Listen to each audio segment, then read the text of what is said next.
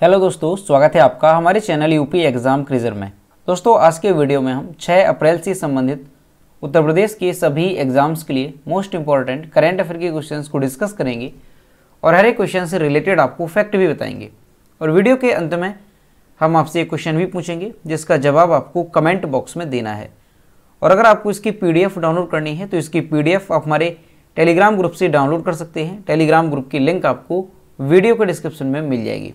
और दोस्तों, ये जो Uttar Pradesh daily current affair का वीडियो है ये यूपी के सभी कॉम्पिटिटिव एग्जाम्स जैसे UP PSC, RO ARO, Uttar Pradesh शिक्षक भर्ती यानी सुपर टेट, UPSI, लेखपाल वीडियो यानी उत्तर प्रदेश के जितने भी कॉम्पिटिटिव एग्जाम्स हैं सभी के लिए मोस्ट इम्पॉर्टेंट है।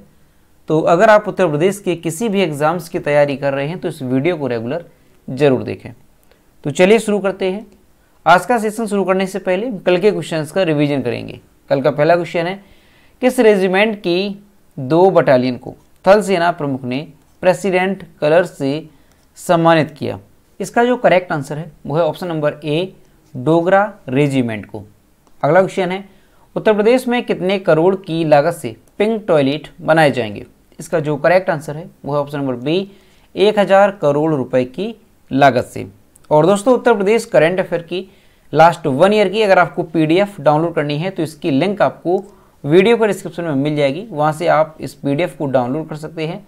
इस PDF में हमने जनवरी से लेकर के दिसंबर 2021 तक उत्तर प्रदेश करंट अफेयर के सभी इंपोर्टेंट क्वेश्चंस को विस्तार पूर्वक बताया है। और दोस्तों, इसके साथ ही अगर आपको मार्च महीने की PDF डाउनलोड करनी है उत्तर प्रदेश करंट अफेयर की तो इसकी लिंक भी आपको वीडियो के डिस्क्रिप्शन में मिल जाएगी। तो वहां से आप ये दोनों PDF डाउनलोड कर सकते हैं। और दोस्तों, ये जो PDF है मार्च महीने की और इसके अलावा जो वर्ष 2021 की है, इसमें करंट अफेयर के साथ साथ उत्तर प्रदेश के GK के जो इम्पोर्टेंट टॉपिक हैं उसे भी इसमें कवर किया गया है। तो इन दोनों PDF को आप डाउनलोड कर सकते हैं इसके डिस्क्रिप्शन में जो लिंक दी गई है वहाँ से। और दोस्तों, अगर PDF डाउनलोड करने में कोई भी प्रॉब्लम होती है तो साइट पर आपको WhatsApp नंबर और ईमेल मिल जाएगा जिस पर आप कॉन्टैक्ट कर सकते हैं। अगला क्वेश्चन है, ग्रैमी अवार्ड जीतने वाली पहली पाकिस्तानी महिला गायक निम्न में से कौन बन गई हैं? तो ये बन गई हैं अरूज आफ्ताब, यानी ऑप्शन नंबर C यहाँ पे करेक्ट होगा। अगला क्वेश्चन है, हाल ही में किस देश ने ICC महिला क्रिकेट विश्व कप 2022 जीता? तो ये जीता है ऑस्ट्रेलिया ने। अगला क्वेश्चन है, भारत और एशिया के सबसे अमीर शख्स निम्न में से कौन बन गए हैं? तो ये बन गए हैं गौतम अडानी। अगला क्वेश्चन है, 350 T20 मैच खेलने वाले दूसरे भारतीय खिलाड़ी निम्न में से कौन बन गए हैं? तो ये बन गए हैं महेंद्र सिंह धोनी। अगला क्वेश्चन है, नेशनल डिफेंस एकेडमी यानी NDA के नए कमांडेंट कौन बने? तो NDA के जो नए कमांडेंट बने हैं वो बने हैं अजय कोचर। अगला क्वेश्चन है, किस देश के क्रिकेटर पीटर नेविल ने संन्यास लेने की घोषणा की है? तो ये जो पीटर नेविल हैं ये ऑस्ट्रेलिया के क्रिकेटर थे। अगला क्वेश्चन है, 83वीं राष्ट्रीय टेबल टेनिस चैंपियनशिप 2022 की मेजबानी कौन सा राज्य करेगा? तो इसकी मेजबानी करेगा मेघालय, यानी ऑप्शन नंबर C यहाँ पे करेक्ट होगा।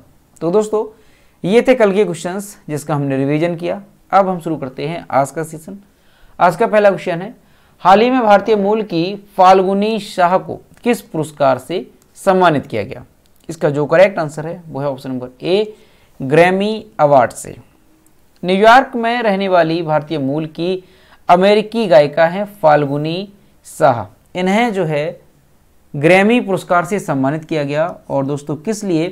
तो एक कलरफुल वर्ल्ड के लिए सर्वश्रेष्ठ बाल एल्बम श्रेणी में इन्हें ग्रैमी अवार्ड से सम्मानित किया गया।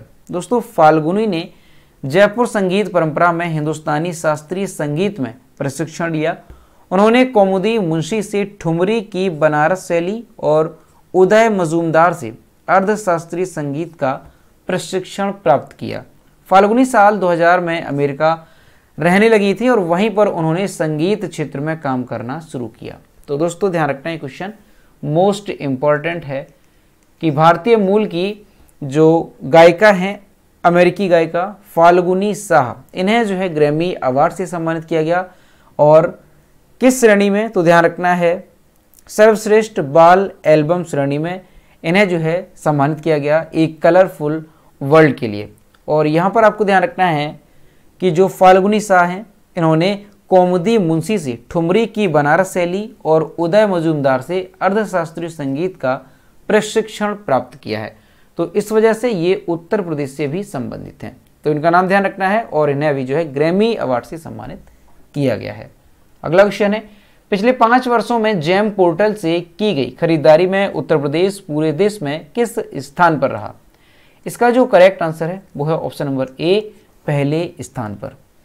हाल ही में उत्तर प्रदेश सरकार द्वारा उपलब्ध कुछ आंकड़े प्राप्त कराए गए हैं और उसके अनुसार पिछले 5 वर्षों में जेम पोर्टल से की गई खरीदारी के मामले में जो उत्तर प्रदेश है ये पूरे देश में प्रथम स्थान पर रहा। सरकारी आंकड़ों के अनुसार पिछले 5 वर्षों में जेम पोर्टल के माध्यम से विभिन्न विभागों द्वारा 20,642 करोड़ रुपए से अधिक की खरीदारी की गई है। गुजरात जो है 7,400 करोड़ रुपए के खरीद के साथ दूसरे स्थान पर है, जबकि जो मध्य प्रदेश है ये 5,000 करोड़ रुपए की खरीद के साथ तीसरे स्थान पर है। तो यहाँ पर आपको ध्यान रखना है कि अभी हाल ही में कुछ आंकड़े उपलब्ध कराए गए हैं जिसके अनुसार ये बताया गया कि पिछले 5 वर्षों में जेम पोर्टल से खरीदारी के मामले में कौन सा राज्य जो है पहले स्थान पर रहा। तो इसमें जो उत्तर प्रदेश है ये पहले स्थान पर रहा और जो दूसरे स्थान पर रहा वो कौन सा राज्य है? तो दूसरे स्थान पर है गुजरात और तीसरे स्थान पर है मध्य प्रदेश। दोस्तों जेम पोर्टल है क्या? तो जेम पोर्टल जो है ये केंद्रीय और राज्य सरकारों के विभागों, संगठनों, सार्वजनिक क्षेत्र के उपक्रमों द्वारा आवश्यक सामान, उपयोग की वस्तुओं और सेवाओं की ऑनलाइन खरीद की सुविधा के लिए वन स्टॉप राष्ट्रीय सार्वजनिक खरीद पोर्टल है। यानी वस्तुओं की खरीदारी करने के लिए ये एक ऑनलाइन पोर्टल है। दोस्तों इसे कब लॉन्च किया गया था? तो यहाँ पर आपको ध्यान रखना है जो जेम पोर्टल है इसे 2016 में इसे जो है लॉन्च किया गया था। अगला क्वेश्चन है, हाल ही में मुख्यमंत्री योगी आदित्यनाथ ने किस जिले से स्कूल चलो अभियान की शुरुआत की? इसका जो करेक्ट आंसर है वो है ऑप्शन नंबर सी, श्रावस्ती से। 4 अप्रैल 2022 को मुख्यमंत्री योगी आदित्यनाथ ने राज्य में सबसे कम साक्षरता दर वाले जिले श्रावस्ती में महीने भर चलने वाले स्कूल चलो अभियान की शुरुआत की। दोस्तों ये जो अभियान है स्कूल चलो अभियान, इसका उद्देश्य क्या है? तो प्राथमिक और उच्च प्राथमिक विद्यालयों में 100% नामांकन सुनिश्चित करना इसका उद्देश्य है। इस अभियान के तहत कम साक्षरता दर वाले जिलों को प्राथमिकता दी जाएगी और इनमें से कौन से जिले हैं जिन्हें प्राथमिकता दी जाएगी? तो श्रावस्ती है, बहराइच है, बलरामपुर, बदायूं और रामपुर इसमें शामिल हैं। तो दोस्तों ये क्वेश्चन भी मोस्ट इंपॉर्टेंट है, इसे आपको अच्छे से ध्यान रखना है कि हाल ही में मुख्यमंत्री योगी आदित्यनाथ ने स्कूल चलो अभियान की शुरुआत की है और इसकी जो शुरुआत है वो कहाँ से की गई है? तो श्रावस्ती से इसकी जो है शुरुआत की गई है। दोस्तों इसका उद्देश्य क्या है? तो ये आपको यहाँ पर ध्यान रखना है। इसका उद्देश्य जो है प्राथमिक और उच्च प्राथमिक विद्यालयों में 100% नामांकन सुनिश्चित करना इसका उद्देश्य है और इसके साथ साथ जो प्राथमिकता दी जाएगी जिन जिलों को, वो कौन कौन से हैं? जो सबसे कम साक्षरता दर वाले जिले हैं तो वो हैं श्रावस्ती, बहराइच, बलरामपुर, बदायूं और रामपुर। तो यहाँ पर आपको ये भी ध्यान रखना है। और इसके साथ ही दोस्तों ये जो अभियान है इसके तहत मुख्यमंत्री ने सभी विधायकों और इसके साथ ही जो शिक्षा विभाग के बड़े स्तर पर अधिकारी हैं उन्हें जो है एक एक स्कूल अपनाने को कहा है और उसमें जितनी भी सारी व्यवस्थाएं हैं, शौचालय से संबंधित, पुस्तकालय, स्मार्ट कक्षा या पेयजल से संबंधित, तो इन सारी व्यवस्थाओं को सुचारू रूप से करने के जो है निर्देश जो है मुख्यमंत्री ने दिए हैं। तो यहाँ पर आपको ध्यान रखना है स्कूल चलो अभियान शुरू किया गया है उत्तर प्रदेश में और इसकी शुरुआत जो है कहाँ से हुई है? तो श्रावस्ती में इसकी शुरुआत की गई है और इसके तहत क्या होगा? तो इसका उद्देश्य जो है प्राथमिक और उच्च प्राथमिक विद्यालयों में 100% नामांकन सुनिश्चित करना। दोस्तों श्रावस्ती से ध्यान रखना है कि श्रावस्ती में जो है गौतम बुद्ध जो भगवान थे इन्होंने सबसे अधिक उपदेश दिए थे। अगला क्वेश्चन है, हाल ही में किस राज्य सरकार ने मुख्यमंत्री बागवानी बीमा योजना का फसल बीमा पोर्टल लॉन्च किया? इसका जो करेक्ट आंसर है वो है option number D, Haryana. Haryana के कृषि मंत्री जेपी दलाल ने योजना के लिए 10 करोड़ रुपए की प्रारंभिक कोष के साथ मुख्यमंत्री बागवानी, यहाँ पर मुख्यमंत्री होगा, मुख्यमंत्री बागवानी बीमा योजना का पोर्टल लॉन्च किया। इसके तहत किसानों को प्रतिकूल मौसम और प्राकृतिक आपदाओं के कारण उनकी फसलों को हुए नुकसान की भरपाई की जाएगी। तो दोस्तों ध्यान रखना है कि जो योजना है मुख्यमंत्री बागवानी बीमा योजना, ये किस राज्य से संबंधित है, तो ये हरियाणा से संबंधित है। और इसके तहत दोस्तों क्या होगा, तो इसके तहत जो किसान हैं इन्हें यानी मौसम में, किसी भी खराब मौसम में जब अधिक वर्षा होती है, ओलावृष्टि होती है, किसी भी खराब मौसम की वजह से उनकी जो फसल है उसको अगर नुकसान होता है तो ऐसे में उन्हें जो है भरपाई दी जाएगी। अब दोस्तों यहाँ पर क्या प्रावधान है इस योजना के तहत, तो दोस्तों इसके तहत जो है सब्जियों और मसालों के लिए 30,000 रुपये प्रति एकड़। ध्यान रखना है यहाँ पर आपको सब्जियों और मसालों के लिए जो है 30,000 रुपये प्रति एकड़।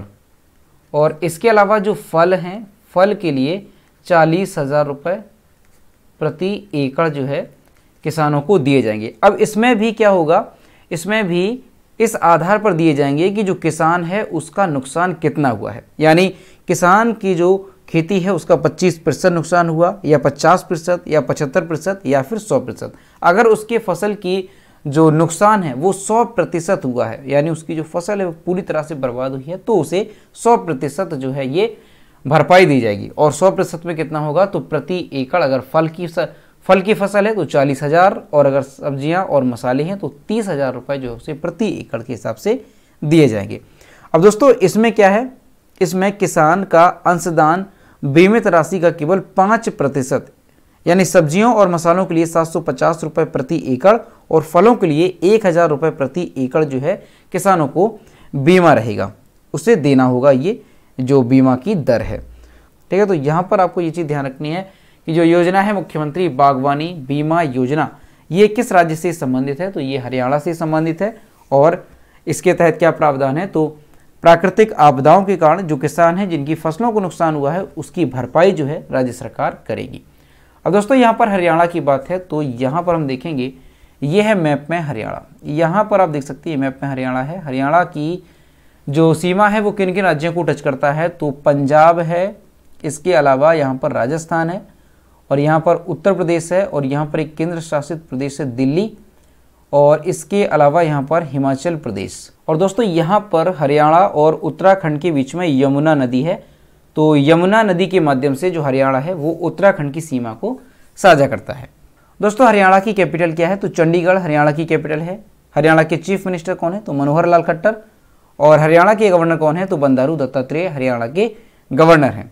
और दोस्तों हरियाणा में लोकसभा सीटों की संख्या कितनी है, तो 10 यहाँ पर लोकसभा सीटों की संख्या है और 5 यहाँ पर राज्यसभा सीटों की संख्या है। और दोस्तों इसके साथ ही ध्यान रखना है कि हरियाणा में प्रमुख राष्ट्रीय उद्यान कौन से हैं, तो कालेश्वर राष्ट्रीय उद्यान और सुल्तानपुर राष्ट्रीय उद्यान, ये हरियाणा से संबंधित है।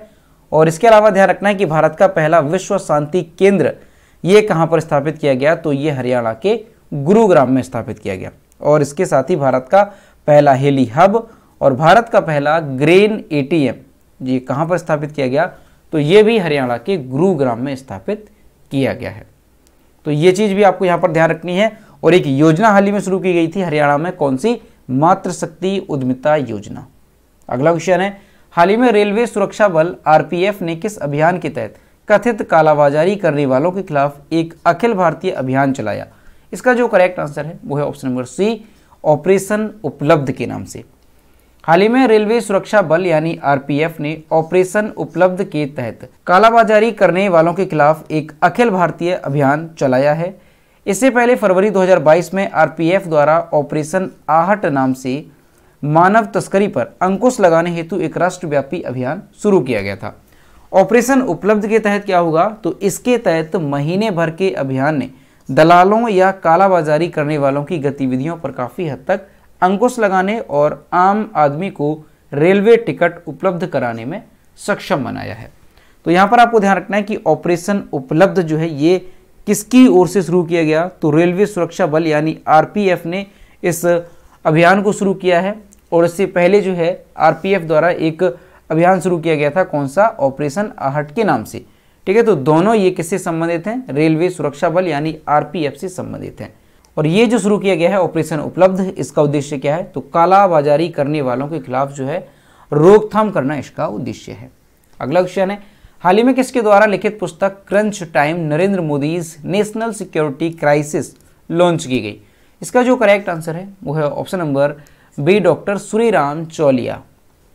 डॉक्टर श्रीराम चौलिया ने crunch time Narendra Modi's national security crisis नामक एक नई पुस्तक लिखी है। इस पुस्तक का विमोचन जो है किसने किया है? तो विदेश राज्य मंत्री हैं मीनाक्षी लेखी। इन्होंने इस पुस्तक का विमोचन किया। कहां पर किया?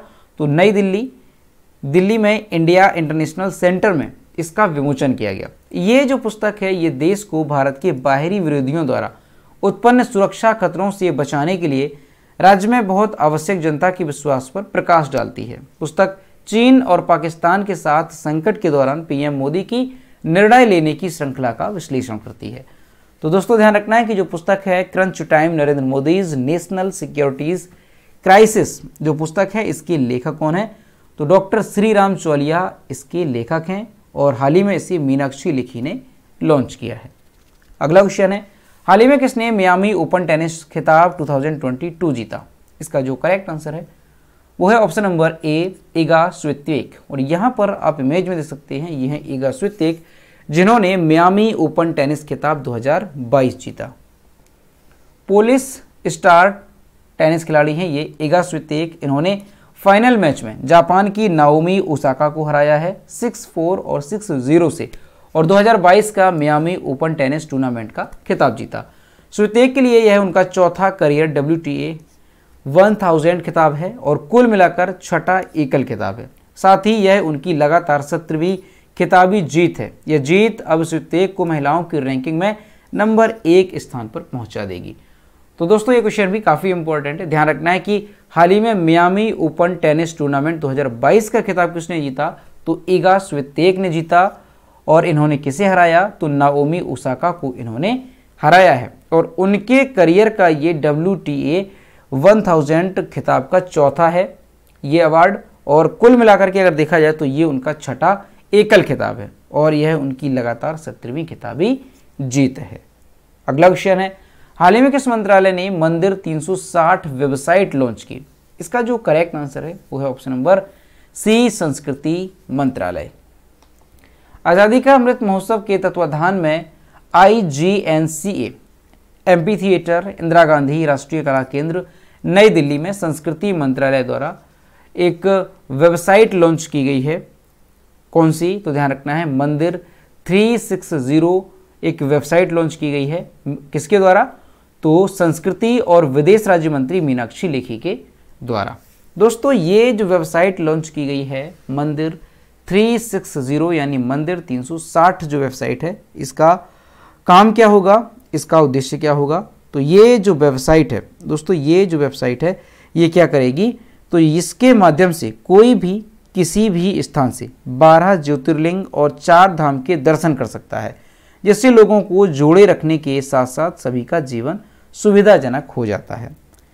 और इसके साथ ही जो ये वेबसाइट है ये एक भक्त को ई दर्शन, ई प्रसाद, ई आरती और कई अन्य सेवाओं को करने की भी अनुमति देता है। ये एक ऐसी वेबसाइट है जहां पर कोई भी भारत से कभी भी और कहीं से भी अपनी पसंद के मंदिर में जा सकता है। तो यहाँ पर आपको ध्यान रखना है, इस तरह की जो वेबसाइट है ये मीनाक्षी लेखी जो कि संस्कृति और विदेश राज्य मंत्री हैं, इन्होंने लॉन्च की है। कहाँ पर लॉन्च की है? तो नई दिल्ली में इसे लॉन्च किया गया है। अगला क्वेश्चन है, किस देश के पुलित्जर पुरस्कार विजेता कवि रिचर्ड हावर्ड का निधन हो गया? इसका जो करेक्ट आंसर है वो ऑप्शन नंबर ए, अमेरिका के। और यहाँ पर आप इमेज में देख सकते हैं, ये अमेरिका के पुलित्जर पुरस्कार विजेता कवि रिचर्ड हावर्ड जिनका हाल ही में निधन हो गया। पुलित्जर पुरस्कार से सम्मानित अमेरिकी कवि रिचर्ड हावर्ड का 92 वर्ष की आयु में निधन हो गया। इनका जन्म कहाँ पर हुआ था? तो 13 अक्टूबर 1929 को क्वीनलैंड, ओहियो, संयुक्त राज्य अमेरिका में इनका जन्म हुआ था। ये एक अमेरिकी कवि, साहित्यक, आलोचक, निबंधकार, शिक्षक और अनुवादक थे। हावर्ड ने 1970 में अनटाइटल्ड सब्जेक्ट्स के लिए पुलित्जर पुरस्कार जीता था और 2008 में विदाउट सेइंग के लिए नेशनल बुक अवार्ड फाइनलिस्ट थे। तो दोस्तों ध्यान रखना है कि अगर पूछा जाए कि हाल ही में रिचर्ड हावर्ड का निधन हुआ, किस देश से संबंधित थे?